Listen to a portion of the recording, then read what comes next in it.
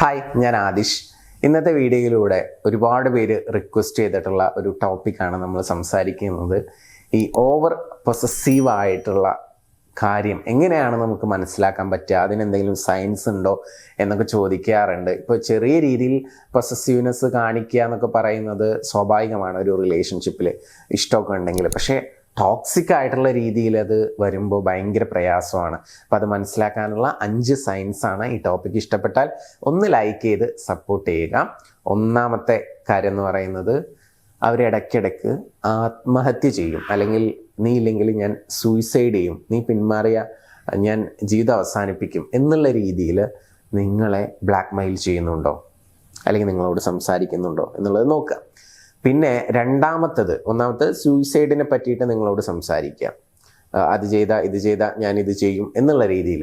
രണ്ടാമത്തത് black mail, അഥവാ ഞാൻ പറഞ്ഞത് കേട്ടിട്ടില്ലെങ്കിൽ അല്ലെങ്കിൽ ആൾക്കൊരു തരത്തിലുള്ള കൺട്രോളിങ് ഉണ്ടായിരിക്കും. ആ കൺട്രോളിങ്ങിന് വിപരീതമായിട്ട് നിങ്ങൾ എന്തെങ്കിലുമൊക്കെ ചെയ്തു കഴിഞ്ഞാൽ അത് ചെയ്യും, ഇത് ചെയ്യും, ഉപദ്രവിക്കും എന്നുള്ള രീതിയിൽ ബ്ലാക്ക് മെയിൽ ചെയ്യുന്നുണ്ടോ?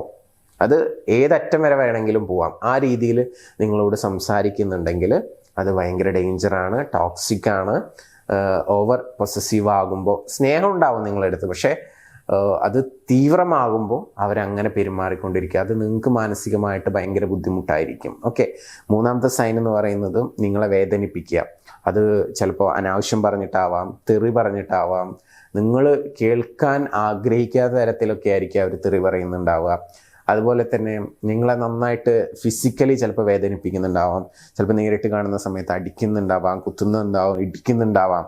ഇങ്ങനെ ഫിസിക്കലി ആയിട്ടും അതുപോലെ തന്നെ വാക്കുകളാലും നിങ്ങളെ നന്നായിട്ട് വേദനിപ്പിക്കുന്നുണ്ടെങ്കിൽ അത് ഓവർ പൊസസീവ്നെസ്സിൻ്റെ ഭാഗമായിട്ട് ചെയ്യുന്നതായിരിക്കാം. പക്ഷെ അത് നിങ്ങളെ സംബന്ധിച്ചിടത്തോളം നിങ്ങൾക്ക് ഭയങ്കര പെയിൻഫുൾ ആണ്. ആ ഒരു റിലേഷൻഷിപ്പിൽ തന്നെ നിൽക്കുന്നത് നിങ്ങളെ സംബന്ധിച്ചിടത്തോളം ഹെൽത്തി അല്ല എന്നുള്ളത് മനസ്സിലാക്കുക. പിന്നെ ഇതുപോലെ തന്നെ അടുത്തൊരു പ്രധാനപ്പെട്ടതെന്ന് പറയുന്നത്, ഒരു പ്രൈവസിയും തരാതിരിക്കുക. നിങ്ങൾ എങ്ങോട്ടെങ്കിലും പോയി കഴിഞ്ഞാൽ എവിടെയാണ്, എന്താണ്, ആരുടെ കൂടെയാണ് ഒക്കെ അറിയേണ്ടി വരും. അതുപോലെ തന്നെ മൊബൈൽ ഫോൺ എടുത്ത് ചെക്ക് ചെയ്യുക. അങ്ങനെ യാതൊരു തരത്തിലുള്ള പ്രൈവസി, നിങ്ങൾക്ക് നിങ്ങളുടേതായിട്ടുള്ള സ്പേസും തരാത്ത ഒരു ശ്വാസം മുട്ടിക്കൊണ്ടുള്ള ഒരു ലൈഫാണെന്നുണ്ടെങ്കിൽ പതിയെ അതിൽ നിന്ന് ഊരിപ്പോരാൻ നോക്കുകയാണ് നല്ലത്. കാരണം അത് ഹെൽത്തി ആയിട്ടുള്ള ഒരു റിലേഷൻഷിപ്പ് അല്ല എന്നുള്ളത് മനസ്സിലാക്കുക. നെക്സ്റ്റ് വൺ എന്ന് പറയുന്നത്, എപ്പോഴും സംസാരിക്കുന്ന സമയത്ത് നീ റോങ് ആണ്, നീ ചെയ്യുന്നത് ശരിയല്ല, നീ ബാക്കിയുള്ളവരെ നോക്ക് എന്നൊക്കെ പറഞ്ഞിട്ട് കമ്പയർ ചെയ്യും.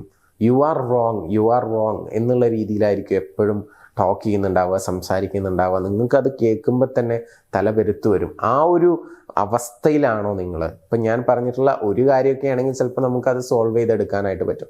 പക്ഷേ ഈ 5 കാര്യങ്ങളും ഉണ്ടെന്നുണ്ടെങ്കിൽ വളരെ ഡേഞ്ചറായിട്ടുള്ള അൺഹെൽത്തി ആയിട്ടുള്ള ഒരു റിലേഷൻഷിപ്പിലാണ് നിങ്ങളെന്ന് മനസ്സിലാക്കുക.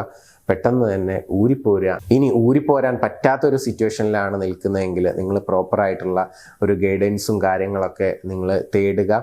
അതിന് വേണ്ടിയിട്ട് പ്രൊഫഷണൽ സപ്പോർട്ട് നിങ്ങൾക്ക് വേണമെന്നുണ്ടെങ്കിൽ മുകളിൽ കാണുന്ന നമ്പറിലോട്ട് നിങ്ങൾക്ക് വിളിക്കാവുന്നതാണ്. ഇനി ഇതൊന്നുമല്ല നിങ്ങളുടെ ഇഷ്യൂ, നിങ്ങളുടെ റിലേഷൻഷിപ്പിൽ എന്തെങ്കിലും ഇഷ്യൂസോ പ്രയാസങ്ങളൊക്കെ ഫേസ് ചെയ്യുന്നുണ്ടെങ്കിൽ സപ്പോർട്ടിന് വേണ്ടിയിട്ട് മുകളിൽ കാണുന്ന നമ്പറിലോട്ട് നിങ്ങൾക്ക് വിളിക്കാവുന്നതാണ്. പുതിയ വീഡിയോസുമായിട്ട് നമുക്ക് വീണ്ടും കാണാം. നിങ്ങളുടെ സുഹൃത്തുക്കൾ ആരെങ്കിലും ഇത്തരത്തിലുള്ള ഇഷ്യൂസൊക്കെ ഫേസ് ചെയ്യുന്ന ആളുകളാണ്, നിങ്ങൾക്കറിയാം നിങ്ങളുടെ ഒരു സുഹൃത്തിൻ്റെ കാമുകൻ അല്ലെങ്കിൽ കാമുകി വളരെ ടോക്സിക് ആണ്, അല്ലെങ്കിൽ പാർട്ട്ണർ ടോക്സിക് ആണെന്ന് നിങ്ങൾ മനസ്സിലാക്കിയിട്ടുണ്ട്, പക്ഷെ ആ വ്യക്തിക്ക് ഇതുവരെ മനസ്സിലാക്കാൻ പറ്റിയിട്ടില്ല എന്നുണ്ടെങ്കിൽ അത്തരത്തിലുള്ള ആളുകൾക്ക് ഈ വീഡിയോ ജസ്റ്റ് ഒന്ന് ഷെയർ ചെയ്ത് കൊടുക്കുക. അവർക്ക് തീർച്ചയായിട്ടും ഇത് ഉപകാരപ്രദമാകുമെന്ന് ഞാൻ വിചാരിക്കുന്നു. പിന്നെ തീരുമാനം നിങ്ങളുടേതാണ്. അൺഹെൽത്തി ആയിട്ടുള്ള റിലേഷൻഷിപ്പിൽ തുടരണോ അതോ ഹെൽത്തി ആയിട്ടുള്ള റിലേഷൻഷിപ്പിലോട്ട് മാറണോ എന്നുള്ളതൊക്കെ. സോ എന്ത് സപ്പോർട്ടിനും മുകളിൽ കാണുന്ന നമ്പറിലോട്ട് വിളിക്കാവുന്നതാണ്. പുതിയ വീഡിയോസുമായിട്ട് വീണ്ടും കാണാം. താങ്ക്